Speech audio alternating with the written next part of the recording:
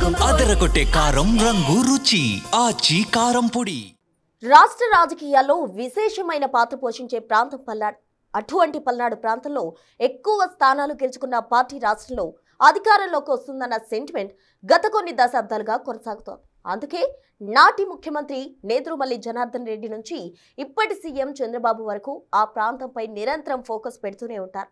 అలాంటి చోటు తిరిగి పట్టు చాటుకోవడానికి వైసీపీ ఫోకస్ పెడుతోందట. మావోయిజం, ఫ్యాక్షనిజంలతో అట్టుడికిపోయిన పల్నాడులో గత కొన్ని సంవత్సరాలుగా ప్రశాంత వాతావరణం కొనసాగుతోంది. రాష్ట్ర విభజన తర్వాత పల్నాడు ప్రాంతం అభివృద్ధిలో పూర్తిగా వెనుకపడిపోయింది. ఏపీ రాజధాని కంటే తెలంగాణ రాజధాని పల్నాడు ప్రాంతానికి దగ్గర. నర్సరావుపేట కేంద్రంగా పల్నాడులో పరిపాలన కొనసాగుతోంది. ఇప్పుడు పల్నాడులో తిరిగి పట్టు సాధించడంపై వైసీపీ ఫోకస్ పెట్టిందట.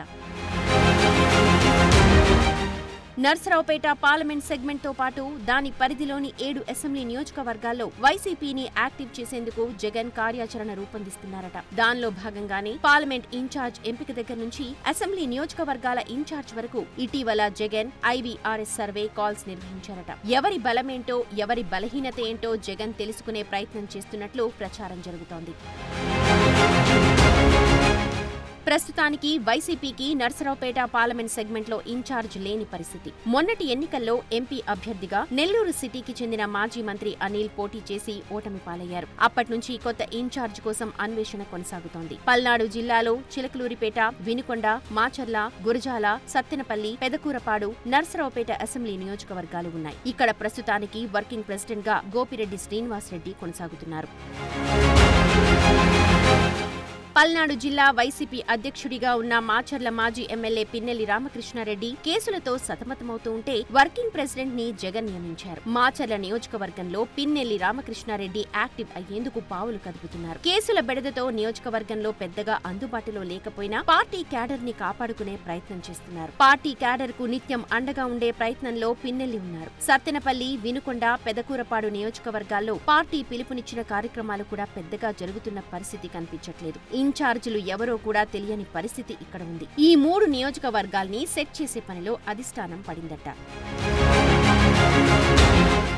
చిలకలూరిపేట నియోజకవర్గం నుంచి మాజీ మంత్రి విడుదల రజని వైసీపీ ఇన్ఛార్జ్ గా కొనసాగుతున్నారు. నిత్యం కేసులతో, వివాదాలతో రజని సతమతమవుతున్నారు. రజనీకి మాత్రం పార్టీ అధిష్టానం అండగా ఉంది. కానీ నియోజకవర్గం నేతలు, పల్నాడు జిల్లా వైసీపీ నేతలు అండగా నిలవడం లేదు. దీంతో ఆమె తనపై వచ్చిన ఆరోపణలు, కేసుల్లో ఒంటరి పోరాటం చేస్తున్నారు. మరోవైపు నియోజకవర్గంలో గ్రూపు వివాదాలతో విలవెల్లాడిపోతున్నారు.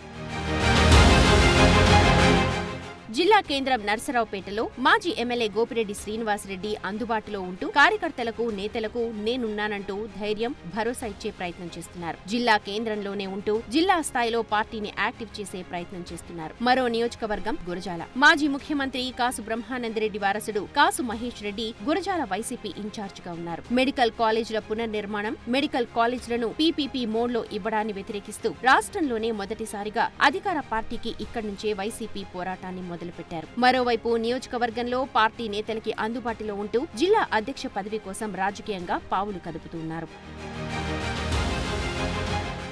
రాష్ట్ర విభజన తర్వాత 2014లో జరిగిన ఎన్నికల్లో పల్నాడు జిల్లాలోని 7 స్థానాలకు గాను 5 చోట్ల వైసీపీ ఓటమి పాలైంది. 2019 ఎన్నికల్లో ఆ పార్టీ జిల్లాలో క్లీన్ స్వీప్ చేసింది. గత ఎన్నికల్లో తుడిచిపెట్టుకుపోయింది. ఆ క్రమంలో వచ్చే ఎన్నికల్లో 7 స్థానాల్లో గెలిచి పట్టు నిలుపుకోవాలని వైసీపీ అధినేత జగన్ కార్యాచరణ రూపొందిస్తున్నట్టు చెబుతున్నారు.